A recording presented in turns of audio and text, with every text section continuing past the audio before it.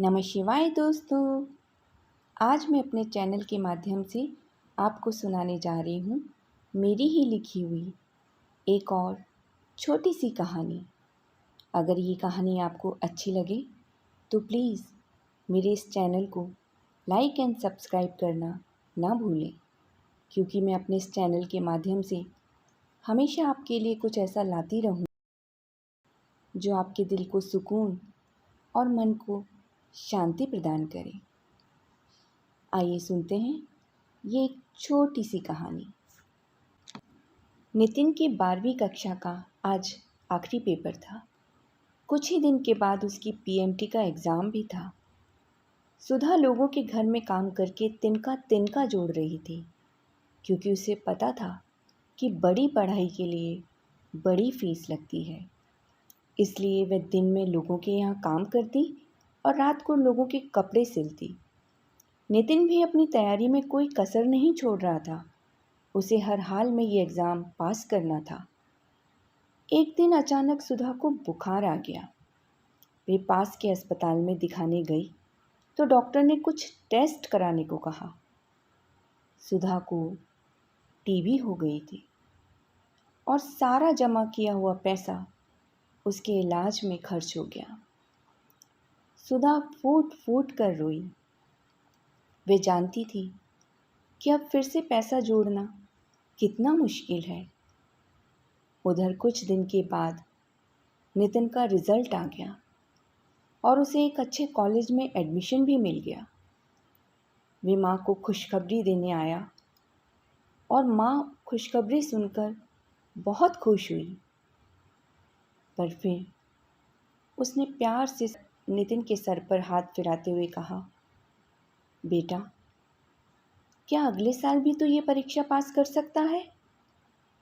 नितिन समझ गया। तुरंत बोला, हाँ माँ, क्यों नहीं। अगले साल मैं और मेहनत करूँगा ताकि मुझे छात्रवृत्ति भी मिल सके। तुम चिंता मत करो, एक साल ही तो है, यूं ही निकल जाएगा। ये कहकर वह बाहर चला गया। सुधा बेटे के दर्द को समझ गई, पर बेबस थी। नितिन बाहर जाकर नीम तले बैठ गया। पास वाले शर्मा जी ने देखा तो आवाज़ लगाई कि नितिन, क्या हुआ, फेल हो गया क्या? उसने कहा, नहीं अंकल, मैं पास हो गया, पर अगले साल फिर एग्ज़ाम दूंगा। उन्होंने पूछा, क्यों? तो उसने सारी बात उन्हें बता दी। कुछ सोचकर शर्मा जी बोले कि अगर मैं तुझे पैसा उधार दिला दूं तो तू नौकरी लगने पर चुका देगा? वो कुछ समझा नहीं। शर्मा जी बोले, चल तू जा और कॉलेज जाने की तैयारी कर। शर्मा जी ने अपने दोस्तों के ग्रुप पर एक मैसेज डाला। ये ग्रुप उन लोगों का था जो कभी कभी थोड़ी समाज सेवा भी करते थे।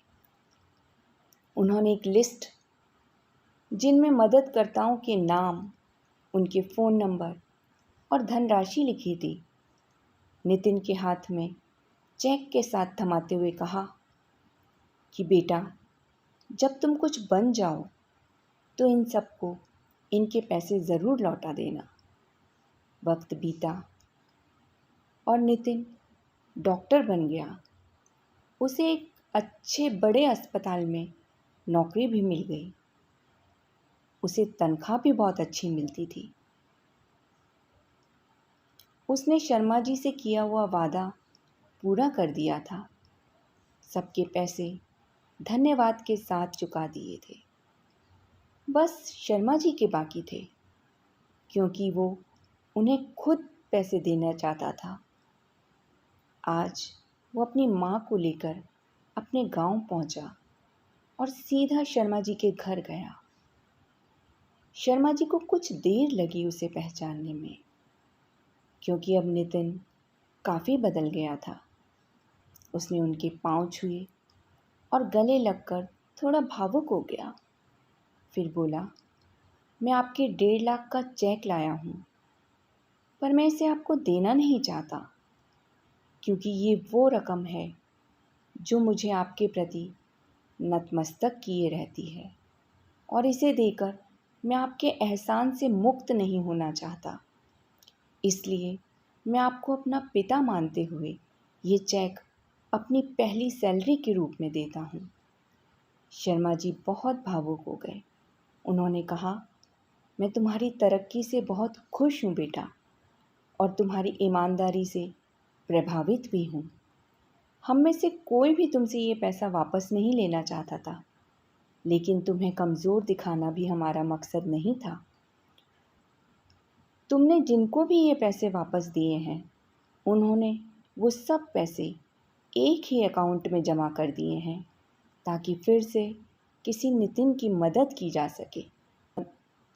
नितिन ने अपनी तरफ से उन्हें एक चेक देते हुए समय समय पर इस तरह की मदद करने का वादा किया। कुछ देर ठहरकर उसने शर्मा जी का फिर आशीर्वाद लिया और पुनः अपने शहर लौट गया। तो दोस्तों, हमारे आसपास भी ऐसे कई नितिन होंगे जो हमारी थोड़ी सी मदद से डॉक्टर, इंजीनियर या साइंटिस्ट बन सकते हैं। अगर मेरी ये कहानी आपको थोड़ी भी अच्छी लगी हो तो प्लीज़ मेरे इस चैनल को लाइक एंड सब्सक्राइब करना ना भूलें। मैं अपने इस चैनल के माध्यम से आपके लिए हमेशा ऐसी छोटी छोटी कहानियाँ लाऊंगी जिनसे आपको कुछ प्रेरणा मिले और आपका कुछ मनोरंजन भी हो। तो दोस्तों, मुझे दीजिए इजाज़त। नमः शिवाय।